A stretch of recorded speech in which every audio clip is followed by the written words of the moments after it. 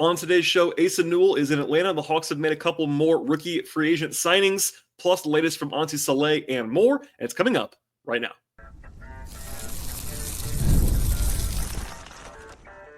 You are Locked On Hawks, your daily Atlanta Hawks podcast. Part of the Locked On Podcast Network. Your team every day. Hello, friends. Welcome to episode 2010 of the Locked On Hawks podcast. I am your host, Rowland, coming to you on a Friday evening here at the end of June. And today's podcast is sponsored by the folks at FanDuel Sportsbook. And right now, if you're a new customer at FanDuel, get $150 in terms of dollars in bonus bets if your first $5 bet wins at FanDuel. I also want to encourage you at the top of the show to make Locked On Hawks your first listen each and every day. Check us out and subscribe to the show anywhere you find your podcasts. We're on Apple or Spotify. We're also on YouTube, so please like this video as you're watching it and be sure to tell your friends about this podcast. Busy week, of course, with the Hawks. The draft now in the books. I did a show before the draft, in between the rounds, after the second round. In the middle of all that, it was an emergency podcast with Kristaps Porzingis. It's been a wall-to-wall week for the Hawks. A little bit of a lull here for a day or two, but I did say on the most recent episode, if anything kind of happened today, I would do a new podcast, and I think there's some stuff that qualified. So later on in this show, the second half of the bonus edition of this podcast, basically on a Friday night, will be a intro press conference from Asa Newell, the number 23 pick in the draft that was selected by the Hawks on Wednesday. He and Onsi Saleh, the general manager, took questions for like 10 plus minutes on the podium with Bob Rathman, good friend of the podcast, hosting the festivities on a live stream, but I have the canned video for you or audio for you, depending on how you're listening to this podcast. You also, in the middle of that, hear me ask a question to Asa about what it kind of is, what he'll be working on this summer as far as the skill development that he's looking to go ahead and do, and that's in there as well. Also, Trae Young was in the building and sitting in the front row, and Asa said that Trae was the first player that called him on Wednesday, so you'll hear that, and then answer as well. That's the end of the show. In the meantime, some nuts and bolts here. So before we enter the show with that presser, after it was actually happened earlier today, Onsi Saleh talked to a smaller group of reporters in a scrum fashion that I was in, and a couple of not huge news items, but certainly some noteworthy things that he said. One is that Jalen Johnson is going to be on track and be ready to go for training camp in October. That was what the expectation already was, so no huge surprise. But Onsi was not leaving any hedge room. Basically, it was full systems go. He seems very positive about where Jalen is physically, and he'll be ready to go in a couple of months when they reconvene before the season actually begins. He also gave a very glowing quote that I tweeted out about the coaching staff and the player development staff for the Hawks. I'm going to read you now. Quote, "We have the best coaching staff in the NBA, and we also have the best developmental coaches in the league." End quote. Obviously, that may not be true. It's a good staff. That it's universally known, by the way, and respected to be a very good staff. Whether it's the best staff, obviously, I'd be the holder, but he is the GM. He's going to say that kind of thing. So I thought it was a good vote of confidence for Quinn and the development guys. And look, the Hawks done a very good job now for a while developing players. There was the hiccup in the Nate McMillan era where Nate was not really interested in all of that stuff for the most part. Quinn is very focused on the development cycle as a former G League coach, etc. Onsi is very much in that, and the Hawks did a good job recently with guys like Mo Gay and Pete Krejci, even high-profile guys like Dyson Daniels, Jalen Johnson. Lots of growth and development happening in this organization in recent years. And then, as you might expect, he was asked about free agency stuff and trade stuff, and Onsi was artfully dodging those questions. So nothing really too interesting there. And the last kind of pre-signings thing is there were a couple signings that happened late into the night after I had signed off the podcast last night. But in between those things, the Summer League schedule is now out officially. Now, it was probably always going to be announced today, the day after the draft was over. But no big surprises. The league begins in Vegas on Thursday, July 10th. So 13 days from now. The Hawks don't play for exactly 2 weeks. They play Friday, July 11th. As I'm recording this podcast, that's 2 weeks away. They will play at least 5 games in Vegas. All but only 2 teams play exactly 5 games, basically. If you make the finals, you play 6 games. But the first 4 games are going ahead and scheduled now. Then the top 4 out of the 30 teams there make the semifinals. And the other 26 teams play one more game, kind of just randomly assigned after that. So the schedule is as follows. They play Friday, the 11th, against Miami. They play Sunday, the 13th, against Phoenix. They play Monday, the 14th, against Houston. And then Thursday, the 17th, against Memphis. All of those games are actually afternoon or early evening games back in Atlanta. So they're actually really early starts in Las Vegas. For instance, local time, 1:30, 12:30, 1:30, and then 3. So if you are someone who likes to watch basketball at night, you might have to break out the old YouTube TV, recording or DVR or whatever it's going to be to watch these games in the evening. Not the most fan-friendly schedule, I would say, for Hawks fans back in Atlanta if they had day jobs, but there you go, 4 games scheduled. And of course, the next question is who's going to play in Summer League. I will cover this much more later on when we're closer to it, but the short answer is we just don't know. Onsi has been asked now twice and declined to answer really much at all, both times, about who's going to play in Summer League. The only guy that he kind of committed to today was Asa Newell, who was probably always going to be the most likely player to play. Whoever they drafted in the first round is the most likely player to go to Summer League. That's kind of how that works in general. A friend of the podcast, Kevin Chenard, asked Onsi about Newell and Summer League. And Onsi's first answer was, quote, most rookies play Summer League, end quote. Kind of a smile with that answer, but still, he did confirm Kevin's follow-up about there's like no injury or limitations to Newell. So because of that, the assumption was, I think he probably was selling that with his eyes and his face, that he's going to play. He did not say Asa Newell will definitely play in Summer League, but I think the implication was that he will play. My assumption is that he'll play. After that, there's lots of uncertainty. You got Reese Shea could play. I would say it's possible that he goes out there and plays a little bit. Kobe Buffkin could play. Nikola Jurisic could play. The list goes on. We don't really know yet, and the Hawks may not announce this for a little while still, so keep that in mind with all of this. And that's kind of a bridge to our last bit of news here. After I recorded the podcast on Thursday night, within like the next 2 hours, there was some rumblings and some reporting out there of 2 more signings from the undrafted rookie class. And I've now confirmed those things are happening. So none of these have been announced. Onsi declined to comment on any of this stuff today in his press comments. I did touch on Eli John Njai last night on the show. 6'8" power forward from Senegal. He's been playing Real Madrid recently. He'll be on a 2-way contract. That's going to be happening. It was reported by multiple people online last night that Lamont Butler will sign a 2-way with the Hawks as well. Nothing's been signed from what I was told, but a source told me today that at least the plan and the presumption is that he'll be on a 2-way contract. Lamont Butler was a 4-year player at San Diego State and then grad transferred to Kentucky. So during his time at San Diego State, he actually helped them to make the championship game, which I actually covered in my other roles. But he was good there, good at Kentucky. I thought he might get picked. He was like definitely in the mix to be picked in the second round on Thursday. He's point guard sized, measured 6'1", about 6'6" wingspan or so at the G League Combine a couple months ago. But he's strong and athletic, good defender, great hands. Jump shot's kind of shaky, and he's kind of small. So it's a reasonable 2-way deal. There are 2 different kinds, at least in the way I view things, of 2-way contracts. Not everyone's like this, but it's kind of like there's a developmental, like upside swingy 2-way, and then there's kind of a lower ceiling probably, but like can help you more now 2-way. Last year, Keaton Wallace was like 25 years old. He was the lower ceiling, can help you now kind of 2-way contract. Whereas Daquan Plowden was kind of the like, hey, toolsy wing, much more of an upside play kind of guy. It's not exactly like that, but it's kind of my theory of the case. For me, Butler is more of a low ceiling, can help you now kind of guy. He's like 23 years old already. He is kind of like Keaton Wallace. Not exactly the same player, but certainly some similarities between the two.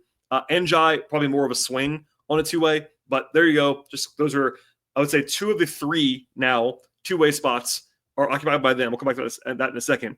The third signing that was reported and then I was able to confirm through multiple sources on Friday is that the Hawks are going to be signing Kobe Johnson, who began his career in college at USC, transferred to UCLA, which is kind of an odd path. This is not, though, a 2-way. It is not a 2-way. It's an Exhibit 10 contract. That's commonly known as a training camp deal. It guarantees a small amount of money, and the Hawks would have his G League rights if they were to waive him from that contract. Also, if they wanted to have the option to convert him unilaterally on their own to be a 2-way, that's also in that contract. But with that said, he's best known to Hawks fans as the brother of Jalen Johnson. Now, he was not the same kind of 5-star high school guy that Jalen was, but he is a real prospect. Kobe Johnson, like my example of this, and I don't mean this in a mean way, when Paul Millsap was on the Hawks and a star player, one of his brothers was on a 2-way, was on a summer league deal with the Hawks, and he was not really a prospect. Kobe Johnson is an actual prospect, like a top 75 guy in this class as a draftee. Obviously, he didn't get picked, but would have been a normal like two-way contract, honestly. I think my friend John Hollinger had him as kind of in a two-way range in his rankings. I would agree with that. Kobe Johnson's a real prospect. Not a great one, but a real one. So 6'6" wing, really good defender. That's his best attribute. Good passer as well on offense. He's not like a super, super great athlete in the way that Jalen is, but, offensively kind of a mixed bag. That's why he's a little bit lower on some boards. But again, a very reasonable signing, and a two-way would have been reasonable for him as well. So they bring Kobe in. He'll be a factor, and we'll see. And last thing on this, the Hawks could conceivably just be done now with their two-ways. Now, I'm not saying they definitely are, but they could be. For example, Daquan Plowden is technically already signed to a two-way. When he signed last year, it was a multi-year two-way. So he's on the books right now on a two-way contract. The Hawks want to keep him on that contract. Then you add Njai and you add Butler, and that's your three spots. Now, two-way deals, though, are very, very fluid. They don't count against the cap. Guys get waived all the time on two-ways in the summer. So I'm not saying you write these guys in pen as these are the three guys for the season, but it also very much could be. That creates questions, though, about Juricic, as well as guys like Keaton Wallace and Jacob Toppin, who are free agents, who could be back with the Hawks, but right now they don't really have a two-way contract to go back to. So all that said, that'll be covered much more in the next couple of weeks, of course, as we learn more about the roster. But in the meantime, new signings that are coming that have been reported and confirmed, not official, but Njai, Butler, Kobe Johnson, and then Summer League is coming fast and furious. Last year, just as a reference point, the Hawks announced their roster for Summer League on the Friday before, which would be this year, July 4th. So maybe it'll be the 3rd, 5th, 4th. That's just an estimate, but we'll find out some more, I'm sure, between now and then. But in the meantime, that's the situation, and there we go. All right, that's all I have on the me portion of this podcast. After I break, to hear from our sponsors, we'll come back, and I'll be playing for you the audio and video of Onsi Saleh, Asa Newell, Bob Rathman talking on Friday morning in Atlanta. Also, I should say to please subscribe to the podcast if you haven't already. Join us on Apple, on Spotify, on YouTube, etc. Follow the show on Twitter/X at Locked On Hawks. Follow me there at BT Rowland. Follow my non-podcast work at patreon.com/BT Rowland. Again, here we go with Asa, Onsi, and Bob. Today's show is brought to you by FanDuel. Summer sports are now in full swing, and whether you're all about baseball under the lights, golf on the greens, or high-stakes soccer action, FanDuel is the best way to make every game even more exciting. You're already following the action, so why not make it a little bit more thrilling for you? You can use FanDuel to track your favorite matchups, and the app keeps it fresh as well with new daily promotions and fun ways to bet all the time. And they have offerings across the sports betting space from over-unders to point spreads, money lines, game props, futures. They have player props as well, live betting, same-game parlays, and much more. And at every league and every sport you can think of at FanDuel, that, of course, includes the NBA, which we talk about all the time on this podcast. Plus, they have the NFL, MLB, college sports, NHL, UFC, golf, tennis, soccer, boxing, and everything in between. It's easy to use, fast to pay out. It even makes regular season games feel like the must-watch event in your life. Whether you're placing a same-game parlay or just watching a bet right in the ninth inning, it also makes you feel at FanDuel like you're part of the action. And if you're new to FanDuel, new customers get bet $5 and get $150 in terms of dollars in bonus bets if your first bet wins at FanDuel. Open the FanDuel app today or visit FanDuel.com/lockedon. That's FanDuel.com/lockedon to get started. Well, good morning, everybody. It is great to have you here, and what an exciting day it is for the Hawks. I'm Bob Rathman, the television voice of the Hawks on FanDuel Sports Network, joined by Onsi Saleh and the newest Hawk, Asa Newell. We'll get to our program here in just a second, but first and foremost, we want to welcome you all here. That's number one, and to Asa's family and friends and representation, etc. Welcome to the Hawks family. It's terrific to have you here. We'll begin with an opening statement, if you will, and we'll begin with our general manager, Onsi Saleh. Hey, what's up, everybody? It's good to see everybody here.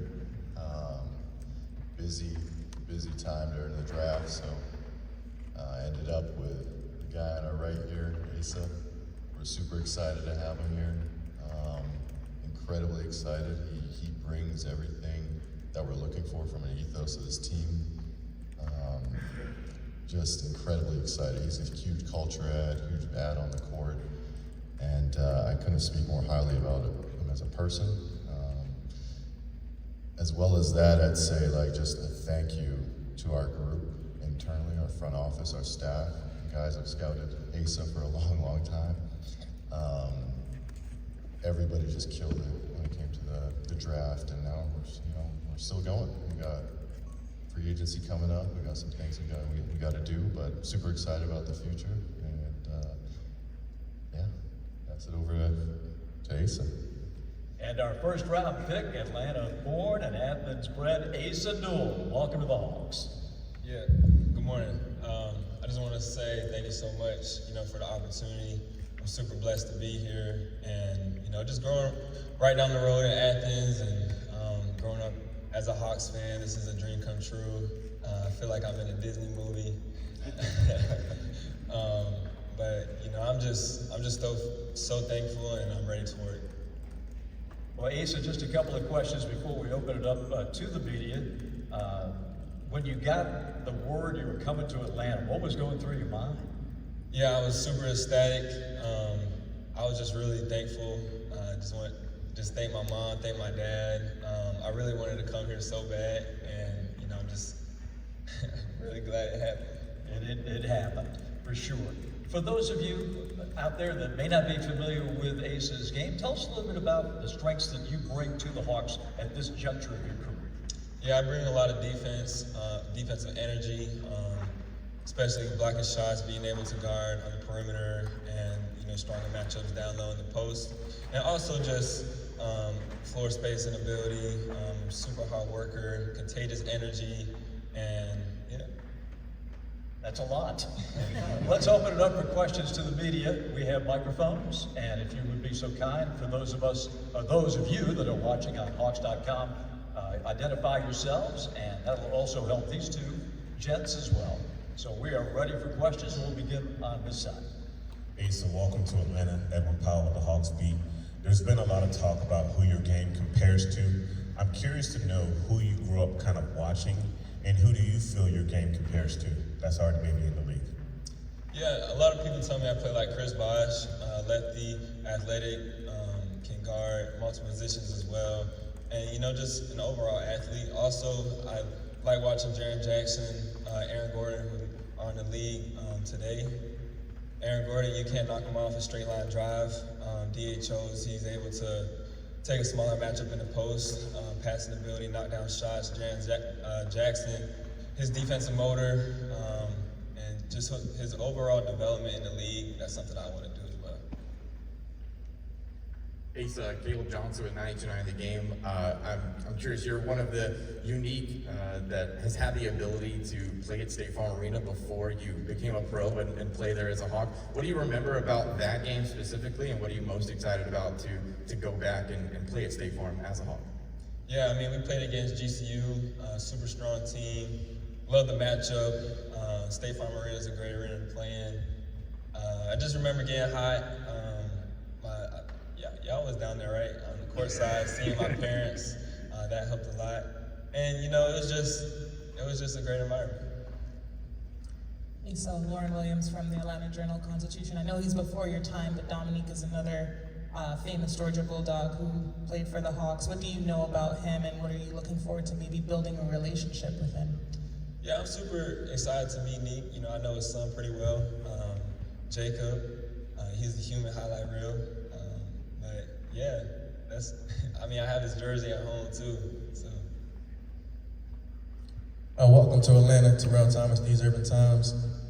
Wondering, how do you feel like your games will complement each other, meaning yourself and the gentleman sitting in front of us, Trae Young?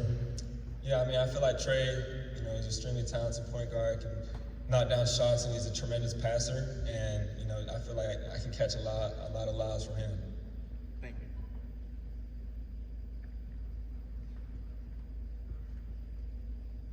Any other questions? Any questions for Onsi? Allison? Hey, Allison Mastrangelo with Channel 2 in Atlanta. Nice to meet you. Awesome. There's always expectations when you take a player in the first round. So what do you see Asa's role in his first year with you guys in the Atlanta Hawks? Yeah, it's growth and development first and foremost. This isn't a process where we like to rush anything here. And that's honestly, I trust Quinn, and he's the one that's going to be leading the development of this group. And Asa as well, but I mean, we got a player that is a hard worker. We got a player, like he mentioned things about himself that were obviously all accurate, but the thing that I envision with Asa is like he's a winning player. Like he makes winning plays. Like you can see the freak athlete, he does all these different things on the court, but he's a winner. Like the culture he brought to Georgia and just talking with Coach White out there, he's a winner, and like that's what we're trying to do here, bring in guys that want to win and compete, and we're so fortunate to get them. Hey, Onsi. Malik Brown, Clutch Points.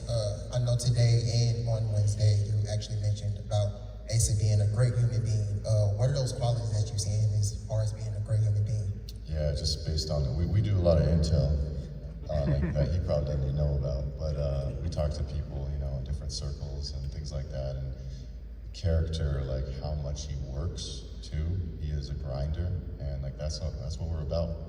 We're about grinding, and like we want to represent the city the right way, and Asa fits that. Aaron Ladd with Atlanta News First here in town. This is for Onsi as well. You mentioned the work still needs to be done here. I know there's some things that you can't talk about, but where do you see the roster right now, and where are some places you'd like to see things? I really like our roster. Like we're one of the younger teams in the NBA. Just got a little younger, but I'm super excited.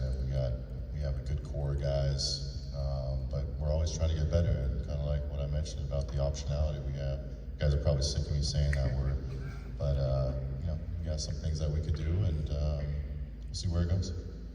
Onsi, Sean Powell at NBA.com. With players coming into the league, like 19 years old, how important is player development in your organization? It's the utmost importance. And it's not just about 19-year-old players. It's 26, 36, doesn't matter. You could always get better. Like that's one thing. We are a program, developmental program in that sense. Like San Antonio was the same thing. Whether you're a rookie, whether you're an undrafted player coming in at 26, 27 years old, like it's our job to make you better. And when you look at the finals this year, you see those two teams, like they're predicated on development. And again, I just don't like the word development also being used in the context of like you just have a young team. Everybody can get better. Asa, you mentioned your support system with your family watching you play. What's it mean on day one to have Trey here supporting you in the front row? Yeah, it means a lot, and he was actually the first player to call me too. So just knowing that, I have support, from the players, and a guy, an all-star like Trey means a lot.